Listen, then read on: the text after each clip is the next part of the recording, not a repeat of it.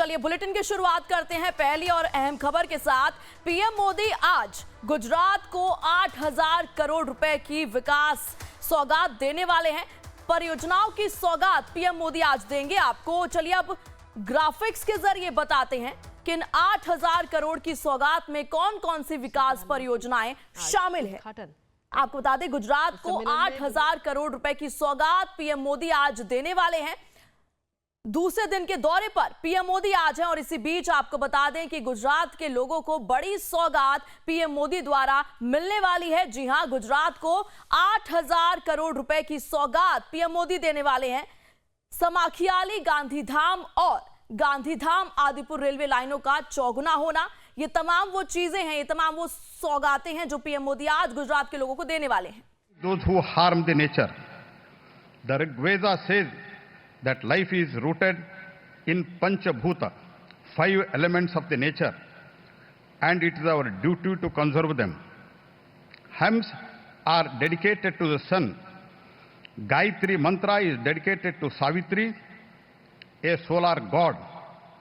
Even today, crores of Indians start their day with Gayatri mantra and Surya Namaskar. Surya Vayu, written thousands years ago, it explains how to construct an electric battery to split water into hydrogen and oxygen. Our profound respect for the nature continues to guide our modern role in pioneering the global energy sustainability efforts. Under Prime Minister Shri Narendra Modi ji, India has made significant strides in the renewable sector. Installed RE capacity has increased from 75.5 gigawatt in 2014 to 2008 gigawatt, which is growth of 175%. Total RE generation increased from 193.50 billion units to 360 billion units, of the growth of 86%. International Solar Alliance launched and has more than 100 signatories countries. India achieved the most targets of the nationally determined contribution NDC well in advance. 40% of the power installed capacity from the non-fossil fuel based energy sources achieved in 2021, 9 years ahead, reduced the emission intensity of India's GDP by 33% in 2019, 11 years before the target. India's solar energy capacity has increased 33 times with PM Suryaghar Muft Bijli Yojana. Prime Minister Modi ji initiated one of the world's largest schemes in the renewable energy. More than 3.5 lakh people have been benefited from this scheme. This morning only, Modi ji interacted with the beneficiaries of PM Suryaghar. We have received overwhelming commitment from the states and UTs as well as developers, manufacturers, financial institute to support our goal of 500 gigawatt by 2030. Developers have committed additional 570 gigawatt, total 570, we are already having 200 plus. Manufacturers have committed additional manufacturing capacities of 340 gigawatt of solar modules, for which we have given PLI. 240 gigawatt in solar cell, in that also we have given PLI. 22 gigawatt in wind turbines, 10 gigawatt in electrolyzers, and banks and financial institutions have committed to an additional $386 billion, that is in Indian rupees 32.45 lakh crore of financing by 2030. This is the speed, scale, and scope with which New India is moving towards its vision Vikasit Bharat. Decades ago, our freedom fighters defended our land with valor. Today, Prime Minister Modi ji has channeled the same spirit into this battle against the climate change. Today, our weapons are wielded with the solar panels powered by the wind turbines. I invite all stakeholders to invest in India's vibrant and rapidly growing RE sector. Together, let us turn this vision into reality and harness the immense potential that India offers. Once again, I welcome you all. Especially, I welcome Honorable Prime Minister, who is the inspirational force behind all this. Thank you. Dhanyavad. Jai Hind.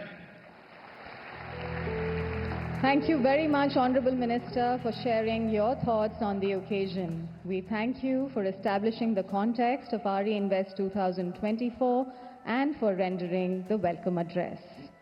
Ladies and gentlemen, I now take the privilege of requesting the Honorable Chief Minister of Gujarat, Shri Bhupendra Bhai Patel ji, to please address the gathering.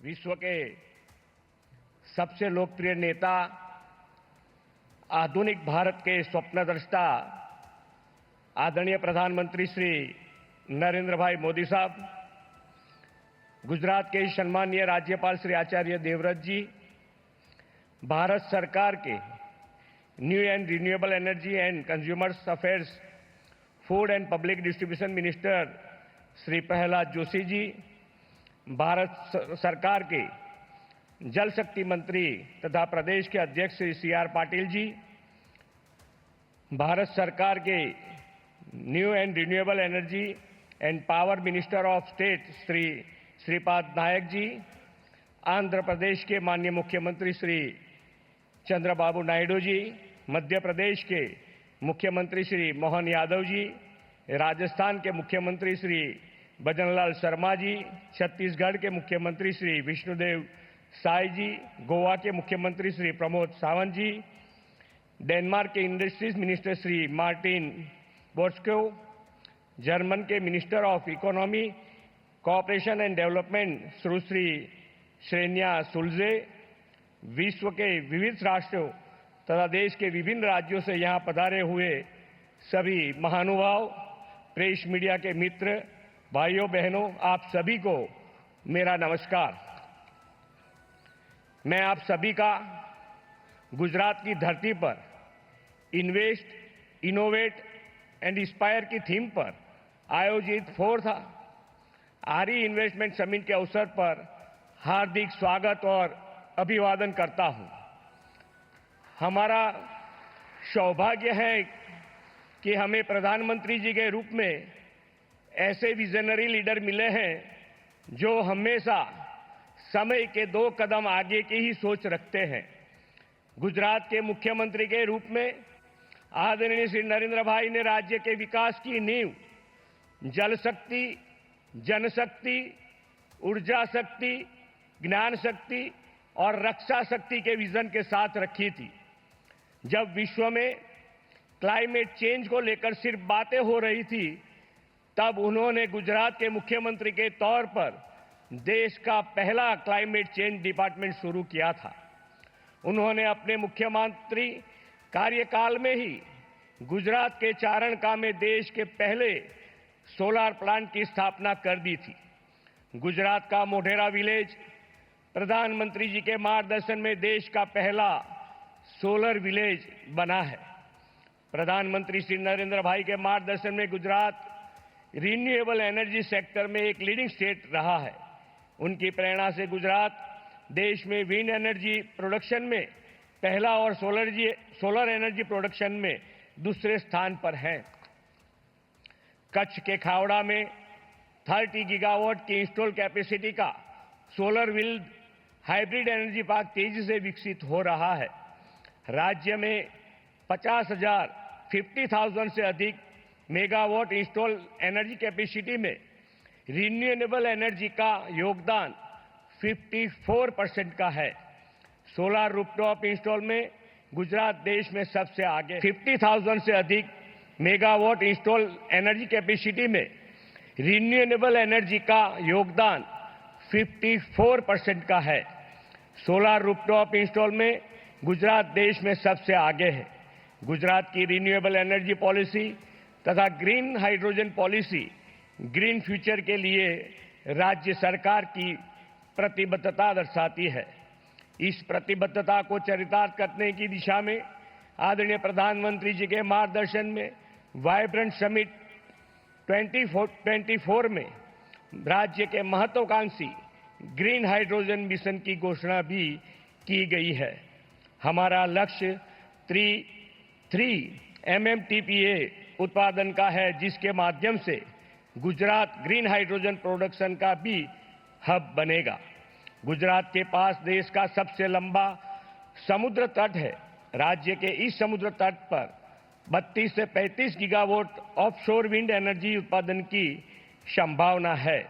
इतना ही नहीं, हमें ऊर्जा संग्रहण के भारत सरकार के ध्येय को परिपूर्ण करने के लिए गुजरात में 50 स्पॉट आइडेंटिफाई कर लिया है, जहां पंप हाइड्रो स्टोरेज के प्रोजेक्ट की संभावना है। गुजरात में मौजूदा विभिन्न इंफ्रास्ट्रक्चर और लॉजिस्टिक फैसिलिटीज तथा बिजनेस फ्रेंडली पॉलिसी के कारण आज देश में ग्रीन एनर्जी के सेक्टर में इन्वेस्टमेंट के लिए गुजरात मोस्ट प्रीफर्ड डेस्टिनेशन बन गया है।